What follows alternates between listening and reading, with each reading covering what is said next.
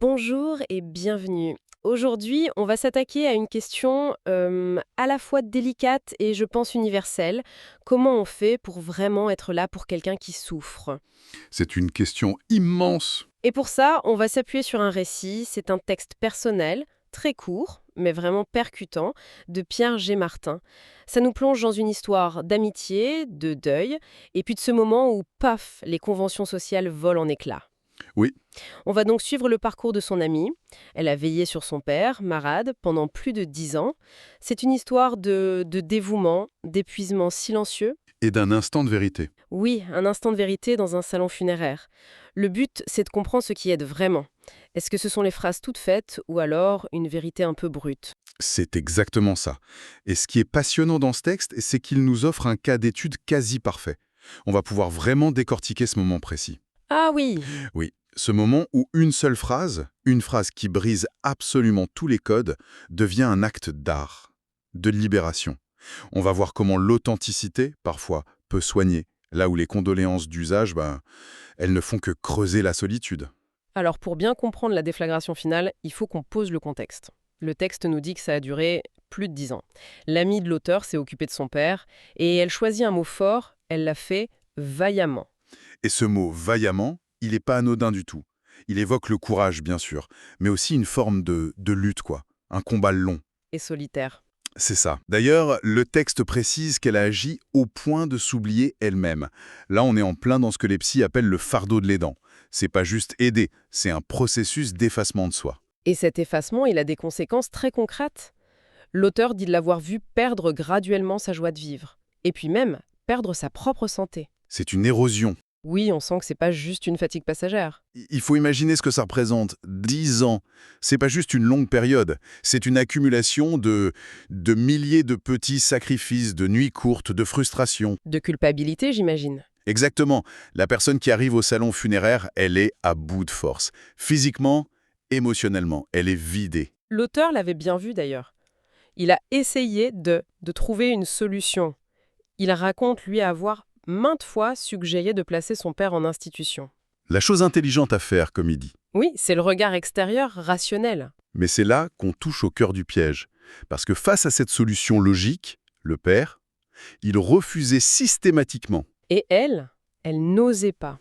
Elle n'osait pas aller contre sa volonté. Donc elle est prise en étau, coincée entre la loyauté, l'amour pour son père, et son propre instinct de survie qui lui crie que c'est plus tenable. C'est une impuissance qui est une véritable torture. On a donc cette charge immense accumulée pendant une décennie, et toute cette tension, elle va exploser dans l'endroit le moins propice à ça, le salon funéraire. C'est un décor fascinant. Normalement, le rituel des funérailles, c'est censé soutenir, créer une communauté. Mais là, le récit montre comment ce rituel peut devenir pervers quand il devient mécanique. La description est clinique. Il voit les gens s'empresser de lui offrir les condoléances d'usage machinalement. Sans émotion réelle. Voilà.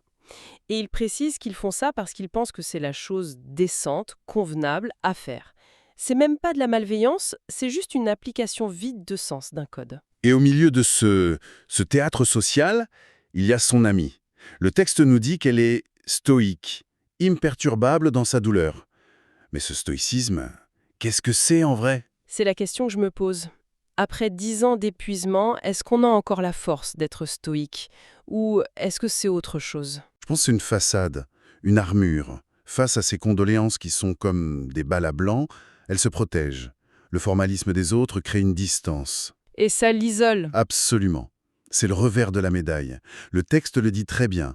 Personne ne lui venait vraiment en aide. Elle est dans une solitude immense, à un moment de vulnérabilité extrême. Son calme, c'est pas un signe de paix. C'est le symptôme de son isolement. Et c'est là que tout bascule. Au milieu de cette file de gens qui récitent la même chose, c'est son tour. Le tour de l'auteur. Et il prend une décision radicale. Il jette le script.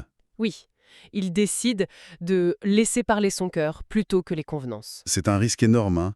Dans un contexte aussi codifié, sortir du rang, ça peut être perçu comme une agression, un manque de tact terrible.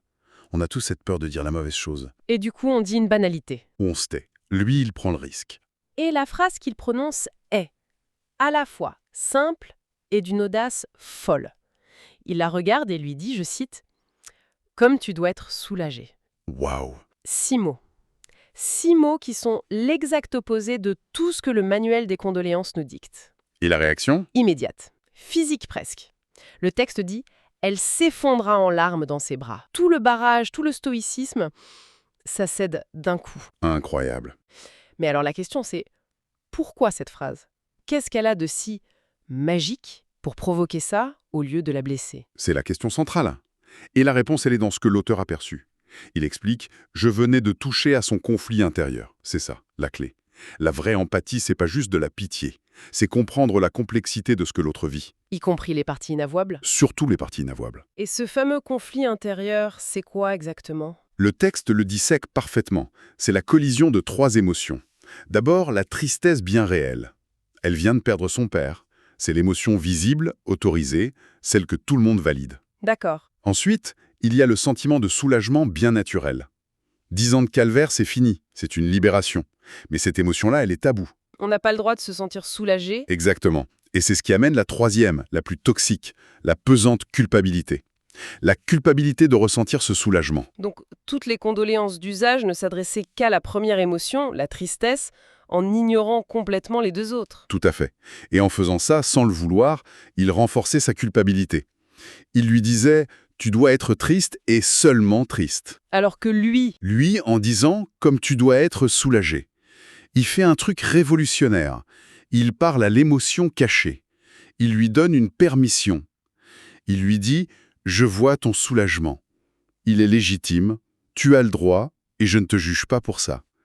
C'est un acte de validation d'une puissance inouïe. c'est comme s'il nommait enfin la maladie. C'est une excellente analogie.